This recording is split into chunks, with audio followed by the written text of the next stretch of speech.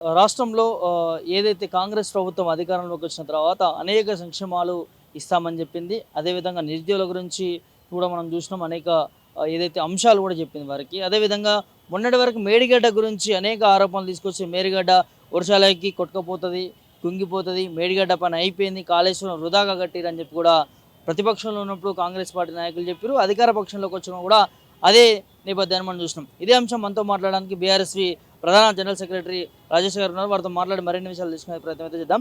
Brother, ఎట్లా చూడొచ్చు ఇప్పుడు? అంటే వర్షాలు పడతా ఉన్నాయి 5 రోజుల నుంచి కూడా. మేడిగడ్డ, కాళేశ్వరం ఇప్పుడు కొట్టుకుపోతుందా, కుంగిపోతుందా, ఏం జరుగుతుంది? అది మేడిగడ్డ కాళేశ్వరం ప్రాజెక్ట్ అనేది ఇవాళ కళ్ళ ముందు జనాలకు కళ్ళ ముందు కనపడతా ఉన్నది. మనము పొద్దున్న లేస్తే ఆ విజువల్స్ కానీ ఆ వీడియో ఫుటేజ్లు కానీ ప్రతిదీ ఎంత గట్టిగా ఉన్నది, ఏ విధంగా ఉన్నది. కాళేశ్వరం ప్రాజెక్ట్ అనేది ఒక్క మేడిగడ్డనే కాదు, దాంట్లో 80 పిల్లర్స్ ఉంటాయి, అదొక 3 బ్యారేజ్లు, 8 పంప్ హౌజ్లు ఉంటాయి. దానికి సంబంధించిన ఒక పెద్ద వ్యవస్థ అది. ఇవాళ ఈ గాడిద కొడుకులు ఏమంటారు, మేడిగడ్డ కుంగిపోయింది, కూలిపోయింది, మొత్తానికి మొత్తం నాశనం అయింది అని మాట్లాడిన దరిద్ర బాడకావులు ఎవరైతే ఉన్నారో ఇవాళ పొద్దున లేచిపోవాలి. మీరు ఆ రోజు పోయిర్రు కదా, చలో మేడిగడ్డ అని పోయిర్రు కదా, ఇవాళ నీళ్లున్నాయి ఆడ. కొన్ని వేల టీఎంసీల నీళ్లు పైనుంచి మన మహారాష్ట్ర నుంచి వెళ్ళి కిందికి వస్తున్నాయి. అయినా కూడా తట్టుకుని నిలబడ్డది అని అంటే మేడిగడ్డ ప్రాజెక్టు ఇవాళ ఎవరి యొక్క ఘనకార్యం, ఎవరి యొక్క గొప్పతనము. ఇవాళ తెలంగాణ రాష్ట్రంలో ఉన్నటువంటి ప్రజలు, రైతులు, ప్రతి ఒక్క సబ్బండ వర్గాలు సంక్షేమం కోసం పోరాడింది కేసీఆర్ గారు. వాళ్ళ యొక్క అభ్యున్నతి కోసం, వాళ్ళ మంచితనం కోసం, వాళ్ళు బాగుపడాలి, మంచిగా ఉండాలి, పచ్చగా ఉండాలి, రైతులు పచ్చగా ఉండాలని చెప్పేసి కడితే ఇవాళ మీరు దాని మీద అది కుంగిపోయింది, కూలిపోయింది అని చెప్పేసి బురద జల్లే ప్రయత్నం చేశారు. ఇవాళ మేము సూటిగా ఉస్మానియా యూనివర్సిటీ విద్యార్థి విభాగం నుంచి మాట్లాడుతున్నాము. రాహుల్ గాంధీ, నీకు సిగ్గు, శరం, లజ్జ, మానం, మర్యాద ఏమైనా ఉంటే ఆ రోజు ఎన్నికల ముందు నువ్వు మేడిగడ్డను సందర్శించినావు కదా, ఇవాళ పోయి చూడు, ఈరోజు పోయి చూడు, నిండైన కుండలాగా మెరిసిపోతుంది ఇవాళ మేడిగడ్డ. ఎన్ని వేల క్యూసెక్ల వాటర్ వస్తున్నా కూడా అది నిలబడ్డది. వీళ్ళు చేసిన అసత్య ప్రచారాలు మేడిగడ్డ యొక్క ప్రవాహంలో కొట్టుకుపోయినాయి. ప్రజలు దాన్ని గమనిస్తూ ఉన్నారు. రేవంత్ రెడ్డి గారు, మీరు దీని మీద ప్రజలకు క్షమాపణ చెప్పాలి, మీరు బాజాప్తగా క్షమాపణ చెప్పాలి. దీన్ని ఇడిచిపెట్టారు మీకు. ఎందుకనంటే అసత్యమైన ప్రచారాలు చేసి, అలవిగా అని హామీలు ఇచ్చి, 6 గ్యారంటీలని 420 హామీలు ఇచ్చి ఇవాళ గద్దెనెక్కిన ఈ ప్రభుత్వము ఇవాళ కళ్ళ ముందు కనబడతా ఉన్నది. వీళ్ళు చేసేది ఏంది? వీళ్ళ యొక్క మేనిఫెస్టోలో మూసి మేము సుందరీకరణ చేస్తాం 16,500 కోట్లతోటి అని ఇవాళ చెప్తే, ఆ గవర్నమెంట్ వచ్చిన నెక్స్ట్ డేనే 40,000 కోట్లకు చేస్తామని అన్నారు. ఆ తర్వాత ఇంకో మంత్రి 50,000 కోట్లకు చేస్తానన్నారు. తర్వాత 75,000 కోట్లకు చేస్తానన్నారు. ఇవాళ స్వయాన ముఖ్యమంత్రి అనేటోడు 1,50,000 కోట్ల రూపాయలతోటి మేము సుందరీకరణ చేస్తాం అని చెప్తున్నారు. దీని వెనుక ఉన్న ఆంతర్యం ఏంది? బాజాప్తగా తెలంగాణ ప్రజలకు తెలియాల్సిన అవసరం ఎంతైనా ఉన్నది. ఎందుకు అనంటే 1,50,000 కోట్ల రూపాయలు సుందరీకరణకు అవుతాయా? ఓకే, మూసి సుందరీకరణ అనేది మీరు చేస్తే దాని కింద పారే ఆయకట్టు ఎంత? ఆ నీళ్లతోటి ఎంతమందికి సాగునీరు అందిస్తారు? ఆ నీళ్లతోటి ఎంతమందికి తాగునీరు అందిస్తారు? ఆ మూసి సుందరీకరణ చేస్తే పారిశ్రామిక విధానానికి కానీ, పరిశ్రమలకు కానీ ఎన్ని పరిశ్రమలకు నీళ్ళు అందిస్తారు?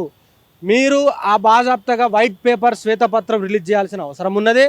ఎట్ ద సేమ్ టైం మాకు పెద్ద అనుమానం కలుగుతూ ఉన్నది. ఇలా ఏంది అని అంటే, అనుమల తిరుపతి రెడ్డి అనే పేరు మీద ఒక ఫర్మ్ రిజిస్ట్రేషన్ ఎప్పుడు, మొన్నటికి మొన్న మే నెలలో 20వ తారీఖు ఏమో సబ్జెక్టివ్ కరెక్షన్, దాని మీద ఈ టెండర్లు పోయే అవకాశాలు ఉన్నాయని మాకు తీవ్రమైన అనుమానాలు రేకెత్తిస్తూ ఉన్నాయి. 1,50,000 కోట్ల రూపాయలకు పెంచడానికి గల మెయిన్ రీజన్ ఏంది? ఇది మీరు తెలంగాణ రాష్ట్ర ప్రజలకు చెప్పాల్సిన అవసరం ఎంతైనా ఉన్నది. ఇవాళ మీరు నాడు కాళేశ్వరం ప్రాజెక్టు మీద చేసిన అసత్య ప్రచారాలు అవి అసత్య ప్రచారాలు కావు, మీ యొక్క క్షుద్ర ప్రచారాలు మీరు అధికారం కోసం రావడం కోసం ఇవాళ అవి ముమ్మాటికి కొట్టుకుపోయినాయి అన్న. తెలంగాణ రాష్ట్ర ప్రజలు దాన్ని గమనిస్తూ ఉన్నారు. తెలంగాణ రాష్ట్ర ప్రజలు దీన్ని తిప్పుకొడతారు. ఇలాంటి దొంగనా కొడుకులను, ఇలాంటి దుష్ప్రచారాలు చేసే బోసిడికే గాళ్ళను ఇడిచిపెట్టరు. ఇంకో అంశాన్ని చూస్తే పాలమూరు రంగారెడ్డి ఎత్తిపోతల పథకాన్ని మనం ఒకసారి అబ్జర్వ్ చేస్తే అక్కడ దాదాపు ఒక 80-90% పనులు జరిగినాయి. ఒక 10% పనులు ఉన్నాయి. అవి పూర్తి చేస్తే కూడా పాలమూరు రంగారెడ్డి ఇంకా ఎక్కువ మోతాదులో నీళ్ళు వచ్చే అవకాశం ఉన్నట్టు తెలుస్తుంది. మరి అలాంటి పథకాన్ని ముందుకు నడపకుండా, ఇలా మరి మూసి ప్రక్షాళన ముంగడేసుకున్నారు. అంటే దీన్ని ఎట్లా చూస్తారు? కేసీఆర్కి పేరు వస్తుందనేనా పాలమూరు రంగారెడ్డి? ఇప్పుడు మన గౌరవ ముఖ్యమంత్రి రేవంత్ రెడ్డి గారి స్వయాన జిల్లా పాలమూరు, మహబూబ్ నగర్ జిల్లాకు సంబంధించిన వాసి. ఎవరైనా సోయి ఒక కనీస విజ్ఞత, తెలివి, ప్రేమ, వాత్సల్యం, కరుణ ఉన్నది అని అంటే ఆ ప్రాంత ప్రజల మీద ఉండాలి. ఇప్పుడు 80% పనులు పూర్తి అయినప్పుడు మిగతా 20% కంప్లీట్ చేసి ఆల్రెడీ ట్రయల్ రన్ కూడా చేసిరు దాన్ని. ఆ కంప్లీట్ చేసి నువ్వు జనాలకు నీళ్ళు అందిస్తే రైతులు బాగుపడతారు కదా. అంటే వీళ్ళకి ఒకటే అన్న ఆ పాలమూరు రంగారెడ్డి పథకాన్ని కంప్లీట్ చేస్తే వీళ్ళకు కమిషన్లు రావు, వీళ్ళకు పైసలు రావు. ఇవాళ ఈ కొత్త దుకాణం మూసి దుకాణం పెట్టుకున్నారు కదా, మూసి ప్రక్షాళన చేయాలి. హైదరాబాద్ నగరాలకి మంచి ఒక సుందరీకరణ చేయాలి. బట్ మీరు చేస్తుంది 1,50,000 కోట్లు అని అంటే ఎక్కడి పైసలు, ఎవరి పైసలు? ఇవాళ మీరు దాంట్లో దోచుకున్నది ఎంత, దాచుకోవడానికి ప్రయత్నిస్తున్నది ఎంత? ఈ పైసలు మీరు పాలమూరు రంగారెడ్డి పథకం కింద దాన్ని కంప్లీట్ చేసి రైతులకు మీరు న్యాయం చేయాల్సిన అవసరం ఉన్నది. అది మేము డిమాండ్ చేస్తున్నది. మీరు కమిషన్ల కోసము, పైరవిల కోసం కాదు, మీకు గద్దెనెక్కించింది ప్రజల కోసము, ప్రజల యొక్క మంచి కోసం చేయాలి. మీరు ఇక్కడ రుణమాఫీ అంశాన్ని కూడా చూస్తూ ఉంటే అది ఎప్పటి నుంచో సాగు తీసుకుంటూ వస్తూ ఉన్నారు. మరి ఇవాళ ఏదైతే ఆగస్టు 15 లోపల 2 లక్షలు రుణమాఫీ చేస్తాము, చేయకపోతే మనం ఊరేయండి అని చెప్పి కూడా వ్యవసాయ శాఖ మంత్రి చెప్తా ఉన్నాడు. అంటే ఇవాళ లక్షలోపు ఉన్న వారు కూడా రుణమాఫీ కాలేదు, ఎట్లా చూస్తారు దీన్ని? అన్న, మాకు సంబంధించిన మా వాళ్ళు రిలేటివ్స్ ఉంటారు. ఒక అతను 80,000 రూపాయలేమో తీసుకుంటే దాంట్లో 60,000 రూపాయలే మాఫీ అయింది.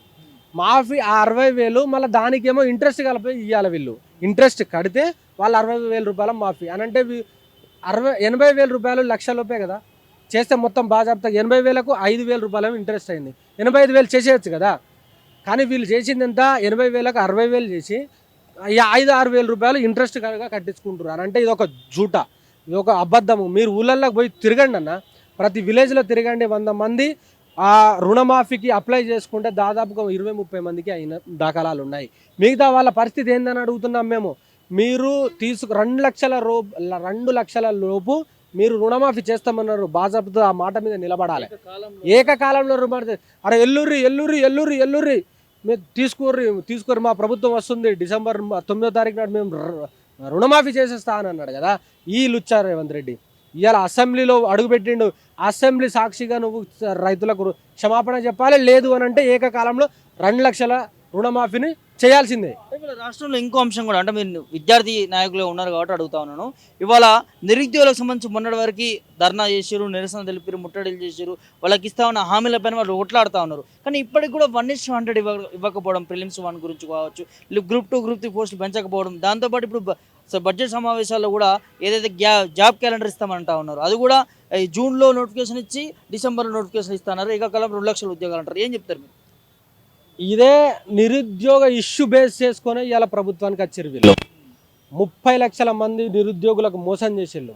మేము అధికారంలోకి రాగానే మేము జాబ్ క్యాలెండర్ రిలీజ్ చేస్తాము, ప్రతి సంవత్సరానికి 2 లక్షల ఉద్యోగాలు ఇస్తామని ఒకటి, మెగా డిఎస్సి 25,000 ఉద్యోగాలతోటి మెగా డిఎస్సి చేస్తామని 2, మళ్ళీ గ్రూప్ 1 వీళ్ళు ఇచ్చిన పోస్టుల కనంటే మేము రెట్టింపు చేసి దాన్ని 2,000 చేస్తామని ఒకటి, గ్రూప్ 2 పెంచుతామని 2, గ్రూప్ 3 పెంచుతామని ఒకటి, మళ్ళా వీళ్ళు గత ప్రభుత్వము 1:50 చేస్తే మేము దాన్ని 1:100కి పిలిచి మేము ఇంటర్వ్యూలు కండక్ట్ చేస్తామని చెప్పి మోసం చేశారు.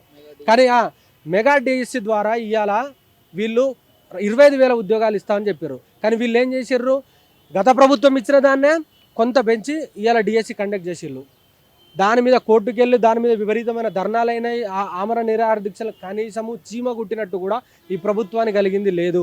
ఈ దేశంలో, ఈ యొక్క భారతదేశంలో హోంమంత్రి లేని, విద్యాశాఖ మంత్రి లేని రాష్ట్రం ఏదైనా ఉన్నది అని అంటే అది తెలంగాణ మాత్రమే. నువ్వు విద్యార్థుల పేర్లు చెప్పుకొని, నిరుద్యోగుల పేర్లు చెప్పుకొని, యువత పేరు చెప్పుకొని గద్దెనెక్కినవు కదా. ఇలా విద్యార్థుల సమస్యలు నీకు పట్టవా? విద్యాశాఖ మంత్రిని వెయ్యలేవా నువ్వు? కనీసం విద్య మీద అవగాహన లేనోని నువ్వు, విద్య అంటే తెలియనోని నువ్వు, కనీసం అంటే ఇవాళ అడ్డ మీద కూలీలని మాట్లాడినావు నువ్వు.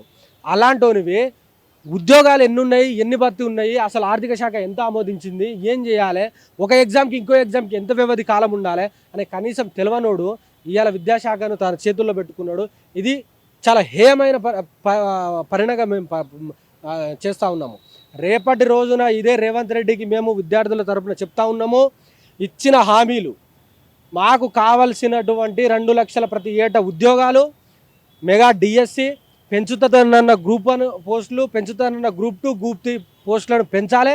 లేని పక్షంలో ముట్టేట దాడులు జరుగుతాయి. ఇడిచిపెట్టేది లేదు. రా ధర్నాలు చేస్తాం, రాస్తారోకోలు చేస్తాం, బైండ్ ఓవర్లు చేస్తాము, వంట వార్పులు చేస్తాము.